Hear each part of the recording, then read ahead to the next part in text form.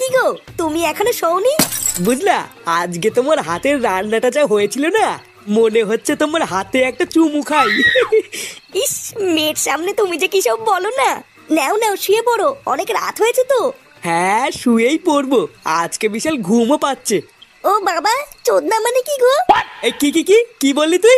এইসব বাজে কথা তুই কোথা থেকে শিখেছিস? হ্যাঁ, আমি কি জানি নাকি? ফাটা আমাকে স্কুলে গিয়ে শিখিয়েছে। কি তোকে এইসব কথা ফাটা শিখিয়েছে? তোকে আমি কতবার বলেছি না স্কুলে গিয়ে এইসব বাচ্চাদের সাথে একদম কথা বলবি না। আরে বাবা ছাড়ো না, বাচ্চা কাচ্চা মানুষ তো, তাই কি নাকি বলেছে। ফাটা বাচ্চা নাকি? ও একটা না পাকা শান্তির ছেলে। লেওরা নিজের মতন আমার মেয়েটাকে উল্টো পাল্টা শিখাচ্ছে। দাঁড়াও, ওই চুদির ভাইকে দেখাচ্ছি মজা। কি হলো কাকা, থেমে গেলে যে? কেমন যেন একটা আজব শব্দ আসছে না? শব্দ কই? ও মনের ভুলে কি নাকি শুনেছো? চলো চলো। আর না রে হরি, একটু ভালো করে কান পেতে শোন। আমি কেমন যেন একটা শব্দ পাচ্ছি।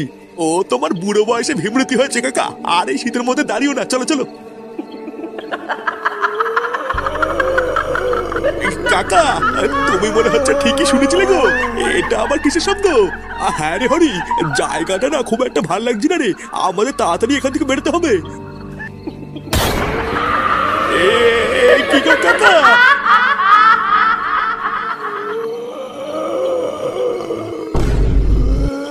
হরি, এই হরি, হরি আমাকে ছেড়ে যাস না।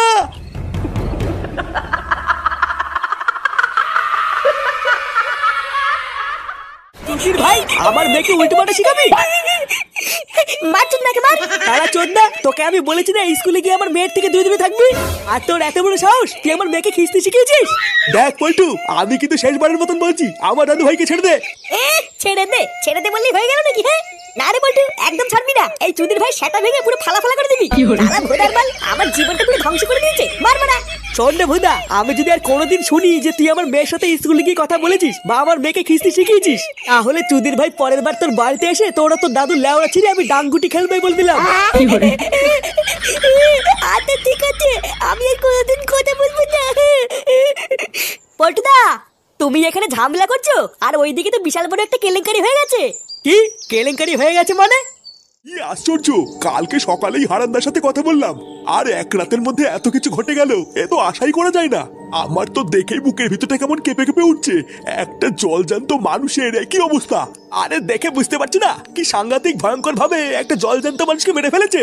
একটা চোখ উপড়ে নিয়েছে, আবার পুরো শরীরটাও পুরো ফ্যাকাশে হয়ে গেছে, যেন মনে হচ্ছে পুরো শরীর থেকে কে যেন রক্ত চুষে খেয়ে নিয়েছে। বাবারে বাবা, আমি তো পুরো শিওর এটা কোনো ডাইনির কাজ, না হলে তো এটা কোনোভাবেই সম্ভব না। হ্যাঁ ঠিকই বলেছো। এই পুঙ্গা মেরেছে, এই সে বাবা কি হয়েছে? পল্টু, দেখছিস তো কাল রাতে গ্রামে কি হয়েছে? হ্যাঁ, সে তো দেখতেই পাচ্ছি।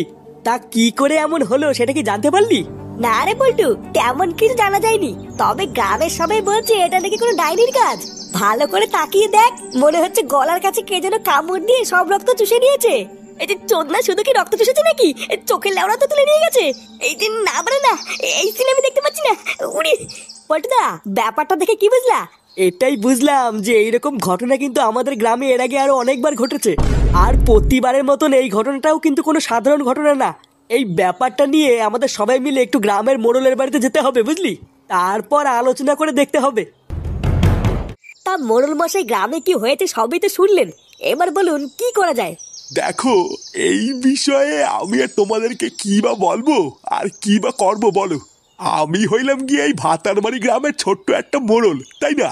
সেইখানে দাঁড়ায় আমার কাজ হইলো কিনা গ্রামের যদি কেউ অপরাধ করে তার শাস্তি দেওয়া। এখন এর থেকে বেশি তো আমি আর কিছু করতে পারতেছি না, তাই না? কিন্তু মোড়ল মশাই, আপনি যদি আমাদের পাশে থাকতেন তাহলে আমরা আসল দোষীকে খুব তাড়াতাড়ি খুঁজে বের করতে পারতাম। আমরা যদি তাড়াতাড়ি দোষীকে ধরতে না পারি তাহলে হয়তো গ্রামে আরো বড় বিপদ আসবে। দেখো পল্টু, হ্যাঁ মানতাছি তোমরা একটা ক্লাবের সদস্য, তোমাদের একটা দায়িত্ববোধ আছে, কিন্তু তোমরা ছাড়াও তো এই গ্রামে আরো 2-4টে ক্লাব আছে নাকি? তারা যখন চুপ কইরা বসে আছে, তোমরাও তাদের মতন চুপ কইরে থাকো। এইটা হইলো কি পুলিশের কাজ। তা এই বিষয়ে শুধু আমি কেন, তোমাদেরকে কেউই সাহায্য করতে পারবে না। চুদির ভাই, তা কি বালছেন মোড়ল হয়েছে তুমি, যে কোনো সাহায্য করতে পারবে না? গ্রামে সবাই মরে যাচ্ছে আর উনি বসে বসে বাল ছিড়ছে। চোদনা মোড়ল হয়েছে উনি, গুদের মোড়ল। চল তো বলতে চল, এইসব বাচ্চা লেগাতে থেকে না কোনো লাভ হবে না, বুঝলি? লেওরা আমি বুঝে গেছি, এবার যা করার আমাদের বাচ্চা ক্লাবকে করতে হবে। লেওড়ার বাল কোনো চুদ নাই, কোনো কাজের না, জানিস তো? ওদা আমরা কত আশা করে গেলাম, ভাবলাম গ্রামের মোড়ল হয়, হয়তো কোনো সাহায্য টাহায্য পাবো। আর বুকাচুদা মোড়ল বলে কিনা এটা নাকি উনার কাজ না। তা উনার কাজটা কি? হ্যান্ডেল মারা। চোদনা, আমি যদি গ্রামের মোড়ল হতাম না, তাহলে দেখিয়ে দিতাম চোদন কাকে বলে। হ্যাঁ সবই তো বুঝলাম, কিন্তু তুইও তো খোঁজে যাচ্ছিস কেন? কোন বাল কি করলো কি না করলো ওসব আমাদের দেখে লাভ নেই, আমরা আমাদের দায়িত্ব পালন করলেই হবে। আচ্ছা পল্টুদা, পুরো গ্রামটাকে পাহারা দেওয়ার জন্য যদি আমাদের ক্লাবের তরফ থেকে সিভিক ভলেন্টিয়ার দিই তাহলে কেমন হয়? আরে না না, পাগল হলে নাকি? ওই চোদনাগুলো আমরা মোড়লের উপরে, লেওড়াগুলোকে করতে বলবো বাল আর করে ফেলবে ছাল, দরকার নেই। হ্যাঁ ঠিকই বলেছিস, অত ঝামেলার ভিতরে যাওয়ার দরকার নেই। দাঁড়া, কাল সকালটা হোক, তারপরে ঠান্ডা মাথায় ভেবে দেখতে হবে আমাদের ক্লাবের তরফ থেকে গ্রামের সেফটির জন্য কি করা যায়। কি উল্টোপাল্টা কথা বলছিস তুই? হ্যাঁ গো পল্টুদা, আমি একদম উল্টোপাল্টা কথা বলছি না। ক্লাবে আসার পথে তো গ্রামের লোকজনরা তাই বলছিল। তোমার বিশ্বাস না হলে তুমি ফটকে জিজ্ঞাসা করো না, ফটকেও তো ছিল আমার সাথে। হ্যাঁ রে পল্টু, ল্যাংচা ঠিকই বলছে, কাল রাতে নাকি গ্রামের আরো একজন মারা গেছে। আমি আর ল্যাংচা তো প্রথমে শুনে বিশ্বাসই করতে পারিনি যে কাল রাতে আরো একজন একই ভাবে মারা গেছে। এ মারার বাল, গ্রামে এসব কি হচ্ছে রে? আমি তো এসব কিছুই বুঝতে পারছি না। রোজ রাতে একটা করে মরে যাচ্ছে। ও লেওরা, আমি বুঝে গেছি, রাতে বেলায় মারার বাল বাড়ির থেকে বেরোনো যাবে না, তাহলে কপালে চোদন আছে। কি করা যায় বলতো পল্টুদা? কে মারছে, কেন মারছে, কিছুই তো বুঝতে পারছি না। আর এইভাবে চলতে থাকলে তো এক এক করে গ্রামের সব মানুষই মরে যাবে। প্রতিদিন রাত্রেবেলায় গ্রামের একটা একটা করে মানুষ কি করে মরছে, এখন এটা জানার একটাই রাস্তা আছে। নে মারা, সেটা আবার কোন রাস্তা? রাস্তা নয় রে, রাস্তা না, চৌরাস্তা। আমাদের গুদুম বাবা